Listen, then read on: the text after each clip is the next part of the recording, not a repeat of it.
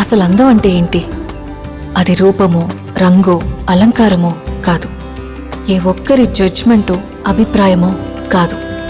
ఒక కవి వర్ణనో, చిత్రకారుడి బొమ్మో కాదు. మరేంటది? అందమంటే గుణం.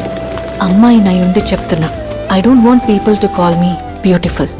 దాని బదులు నీది కష్టపడే తత్వం, నీలో కరుణ ఉంది, నీకు ధైర్యం ఎక్కువ, నువ్వు తెలివైన దానివంటే నాకు సంతోషం. Address us by our qualities.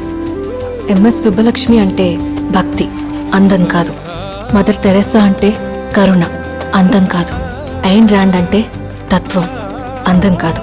Saraswati అంటే విద్య, దుర్గా అంటే ధైర్యం, గౌరీ అంటే తపస్సు, లక్ష్మి అంటే శుభం.